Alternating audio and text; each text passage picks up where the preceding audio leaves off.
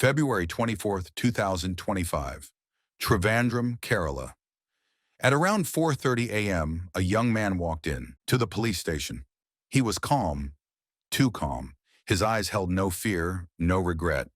He stood before the duty officers and, in a voice devoid of emotion, said, "I have murdered 6 people." The officers exchanged glances.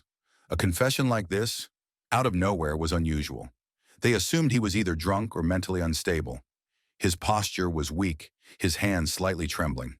One of the officers asked, "What are you saying? Are you drunk?" The young man chuckled faintly and shook his head. "No, sir, but I don't have much time left. I ate poison. I'm going to die soon." Now the room was no longer filled with doubt. Suspicion crept in. This was no ordinary man.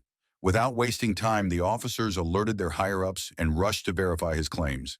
If what he said was true, then 6 lives had already been lost. The police, guided by the young man's confession, rushed to the first location. The only sounds were the sirens fading into the quiet streets. As they stepped out of their vehicles, something was wrong. They entered the house, and what they saw next would haunt them forever. Blood everywhere. It wasn't just a murder, it was a massacre. The bodies were beyond recognition. The police carefully checked the bodies, trying to take in the horror in front of them. Blood was everywhere. The victims had been brutally killed. One officer noticed a woman's hand twitching under a blood-soaked cloth. He stepped closer, nervous. Slowly, he lifted the cloth. Underneath was a woman, barely alive. Her face was covered in bruises, her breathing weak. The police quickly called an ambulance and she was rushed to the hospital. And then, the biggest shock of all, that woman was Afan's mother. And the victims? They were his own family. Afan, the young man who had walked into the police station so casually, had done something unthinkable. He had killed the very people who raised him. But why? What could make a son turn against his own family? The police gathered their courage and opened another room. What they saw next was even more horrifying. A 13-year-old boy lay on the floor, covered in blood, his head crushed beyond recognition. That boy was Afan's younger brother. With heavy hearts, they moved to the next room. There, an elderly woman lay lifeless. Her skull was shattered, her face unrecognizable. Blood had soaked into the floor beneath her. She was Afan's grandmother. The police, still shaken by the horror they had witnessed, moved to another house. Here, too, they found 2 more dead bodies. Just like before, their heads were completely crushed. Blood had pooled around them, staining the floor. It was clear. This wasn't a random attack. This was pure rage. With 6 murders confirmed, the police had no doubt. Afan was a cold-blooded killer. The officers rushed back to the station and arrested Afan. His hands were cuffed. His face? Blank. No fear, no regret. As they locked him in custody, one question haunted them. Why? Why did this young man kill his own family? And not just kill them, but butcher them so brutally. Inside the interrogation room, Afan sat in silence. The officers stared at him, waiting for answers. Then, in a cold, emotionless voice, he confessed. His mother had been suffering from cancer for a long time. The medical bills were endless. His father, who ran a hardware store in Saudi Arabia, had faced huge losses during COVID. The business collapsed and debt piled up. With no other choice, the family's financial burden fell on Afan when he was still a teenager. He struggled to find a job after finishing college. No income, no savings, only debt. To keep his family afloat, he started borrowing money from relatives. At first, they helped, but as time passed, the debts grew larger. The relatives hesitated. Some refused, some avoided him. Afan was drowning, no money, no job, no way out. Afan's debts kept growing.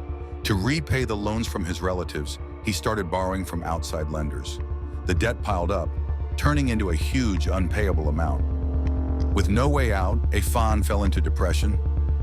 Every day he watched his mother suffering, slowly dying from cancer. Every night he thought about the crushing debt that had trapped his family. Then, a dark idea took over his mind. He wanted to end it all. Afan tried to convince his family to commit suicide with him.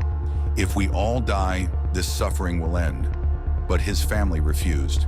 They still had hope. They still wanted to fight. So Afan dropped the idea. Amidst all this chaos, there was one person who stood by him, Farzana. She was his love, his escape. Farzana helped him by giving him money whenever he needed it. She wanted to marry him, and Afan wanted the same. But there was one obstacle: Latif. Latif was Afan's uncle, his father's own brother.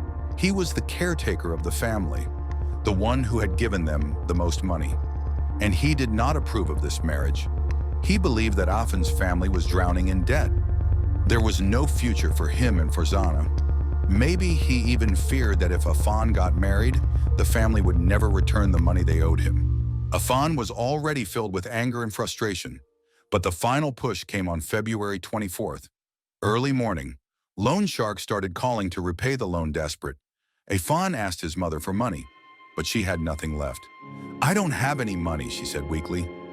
His rage exploded. In a fit of uncontrollable anger, he grabbed a cloth, wrapped it around his mother's neck, and strangled her. She struggled, gasping for air, until her body went still.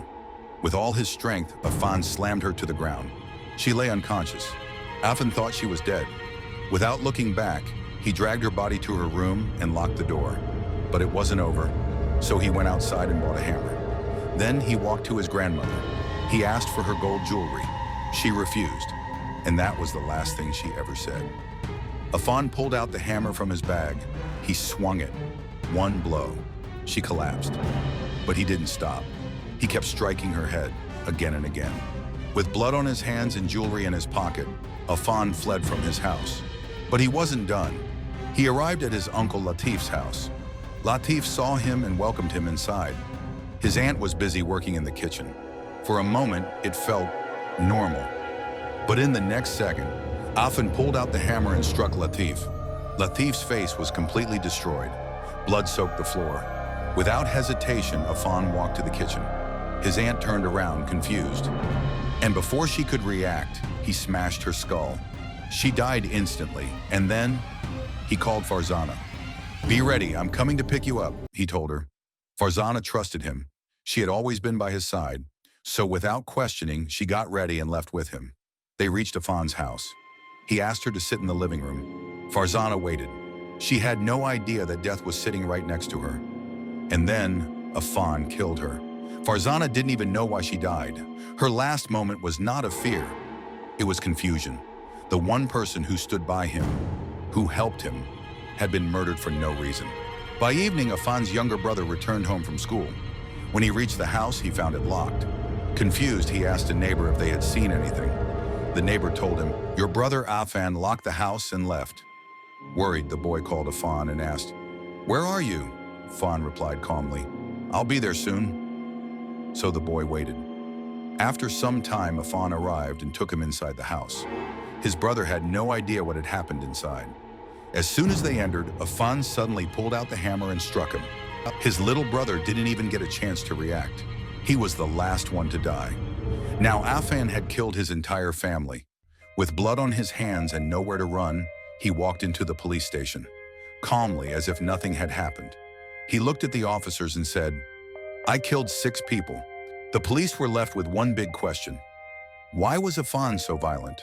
To understand, they spoke to his neighbors, but what they heard shocked them even more. The neighbors couldn't believe that Afan was responsible for these brutal murders. They described him as a quiet, introverted young man who loved his mother and younger brother deeply.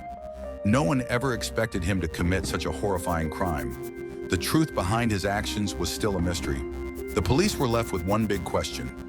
Some reports suggested that Afan was a drug addict. They claimed that addiction had turned him into a monster, pushing him to commit these brutal murders. However, the full truth was yet to be confirmed.